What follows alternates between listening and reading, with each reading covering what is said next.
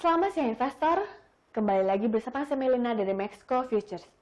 Pada kesempatan kali ini kita akan membahas berita seputar indeks saham, forex dan juga komoditas. Bursa saham Amerika Serikat berakhir lebih tinggi pada akhir perdagangan Selasa waktu setempat atau Rabu waktu Indonesia Barat, didukung oleh kenaikan di sektor energi. Kenaikan kasus COVID-19 di seluruh dunia termasuk di Amerika Serikat membuat pasar saham Wall Street belum bisa melesat tajam. Rabu 15 Juli 2020, indeks Dow Jones Industrial Average melonjak 556,79 poin atau 2,13% menjadi 26.642,59. Sedangkan S&P 500 naik 42,30 poin atau 1,34% menjadi 3.197,52. Kemudian indeks komposit Nasdaq meningkat 97,73 poin atau 0,94% menjadi 10.488,58.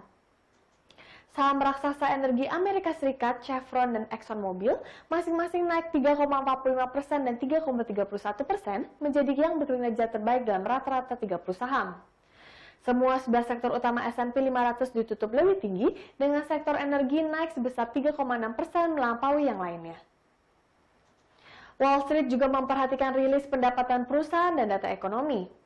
JP Morgan Chase menyampaikan laba yang melampaui estimasi. Saham ditutup 0,57% lebih tinggi dan saham Citigroup berada di bawah tekanan setelah perusahaan melaporkan hasil yang beragam. Saham Wells Fargo merosot 4,6% setelah melaporkan kerugian 2,4 miliar dolar pada kuartal kedua. Biro Statistik Tenaga Kerja Amerika Serikat melaporkan indeks harga konsumen yang meningkat 0,6% pada bulan Juni. Kondisi ini berdasarkan penyesuaian musiman setelah jatuh 0,1% pada bulan Mei. CPI inti dengan pengecualian sektor makanan dan juga energi naik sebesar 0,2% pada bulan Juni dan menjadi kenaikan pertama sejak bulan Februari. Di sisi lain, Presiden Amerika Serikat Donald Trump mengatakan pihaknya tidak berpikir kesepakatan perdagangan antara Amerika Serikat dan China akan masuk ke tahap selanjutnya. Kondisi ini mengartikan hubungan kedua negara sangat renggang akibat pandemi COVID-19.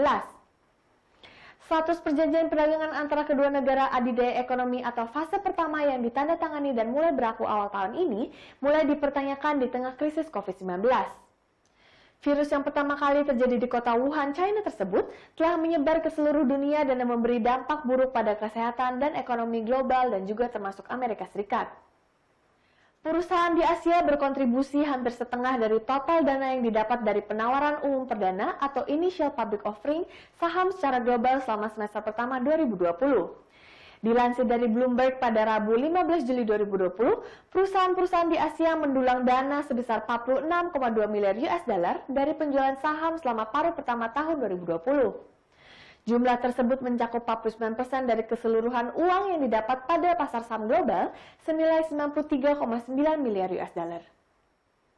Dari jumlah tersebut, perusahaan asal China menyumbang jumlah dana terbesar dari penjualan saham di Asia pada kuartal kedua 2020. Hal ini sering terjadi dengan pembukaan kegiatan ekonomi di negara tersebut yang lebih cepat dari perkiraan.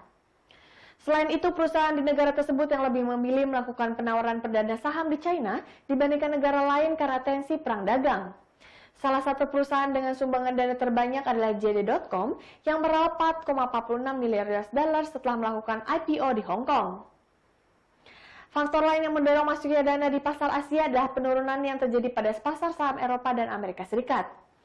Tren yang telah terjadi selama setahun belakang ini kian memburuk setelah terjadinya pandemi virus corona yang mengakibatkan pemberlakuan kebijakan lockdown. Jumlah dana yang penawaran saham perdana yang dilakukan oleh perusahaan Eropa terkoreksi 50% pada semester pertama tahun 2020. Sementara itu, hasil IPO yang dilakukan oleh perusahaan asal Amerika Serikat juga menurun sebesar 13%. Di sisi lain, perusahaan di Asia mengumpulkan uang 54% lebih banyak dibandingkan dengan tahun lalu. Perusahaan di wilayah Asia cenderung mendulang dana lebih banyak pada paruh kedua tahun berjalan, sekitar 53% dari total keseluruhan uang di pasar global.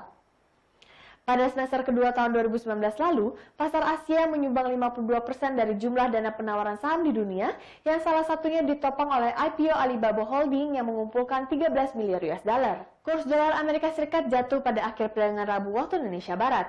Indeks dolar yang mengukur greenback terhadap 6 mata uang utama tergelincir 0,21% menjadi 96,2635. Dolar Amerika Serikat berada di bawah tekanan di tengah momentum kuat di pasar ekuitas dengan Dow Jones naik sekitar 400 poin. Kenaikan di pasar saham biasanya mempengaruhi pergerakan mata uang Amerika Serikat karena investor mencari keuntungan yang lebih tinggi dengan resiko terukur. Gemilang emas dunia memudar pada akhir perdagangan Selasa waktu setepat atau Rabu waktu Indonesia Barat karena aksi ambil untung. Harga emas dunia masih ditopang oleh kekhawatiran atas melonjaknya kasus virus corona secara global, sehingga beberapa wilayah masih melakukan pembatasan dalam melakukan aktivitas ekonomi. Rabu 15 Juli 2020, kontrak emas paling aktif untuk pengiriman Agustus di divisi COMEX New York Mercantile Exchange turun tipis 0,7 dolar atau 0,04% menjadi 1.813,40 dolar. Sehari sebelumnya berjangka melonjak 12,2 dolar atau 0,68% menjadi 1.814,1. Meskipun investor yang mengambil keuntungan menekan harga logam mulia, emas terus diperdagangkan dalam kisaran sempit sebagai akibat dari meningkatnya kasus COVID-19 di Amerika Serikat. Serta ketegangan hubungan antara Amerika Serikat dan China juga membuat harga emas menaik. Harga emas telah meningkat lebih dari 19% sepanjang tahun ini, terutama diuntungkan oleh suku bunga yang lebih rendah. Langkah-langkah stimulus luas dari bank-bank sentral utama karena secara luas dipandang sebagai lindung nilai terhadap inflasi dan penurunan nilai mata uang. Dolar juga jatuh ketika euro menguat di tengah optimisme tentang kemungkinan paket stimulus dari Uni Eropa. Investor terus memantau meningkatnya ketegangan antara Amerika Serikat dan China di wilayah Laut China Selatan. Beijing mengumumkan akan menjatuhkan sanksi terhadap Lockheed Martin karena keterlibatan dalam penjualan senjata Amerika Serikat terbaru ke Taiwan yang diklaim oleh Tiongkok. Harga minyak mentah dunia mulai beranjak naik pada perdagangan Rabu waktu Indonesia Barat. Kenaikan ini terjadi setelah OPEC dan sekutunya sepakat memperpanjang pemangkasan produksi minyak untuk mengendalikan harga jual di tengah pandemi corona.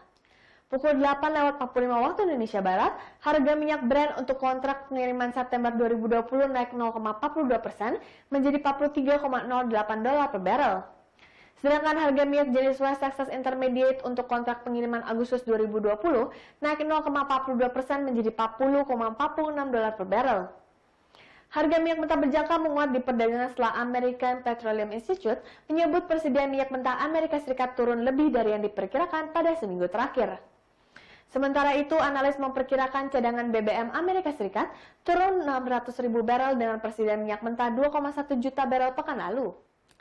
Di sisi lain, organisasi negara-negara pengekspor minyak dan sekutunya yang dipimpin oleh Rusia atau OPEC Plus telah meningkatkan kepatuhan untuk mengurangi produksi minyak yang disepakati sebelumnya.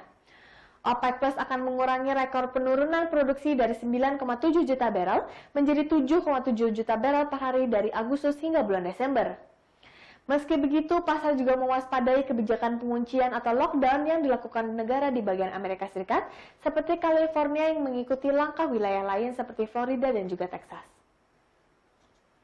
Sekian berita seputar saham, forex, dan juga komoditas untuk hari ini. Saya Melena pamit undur diri, terima kasih dan sampai jumpa lagi.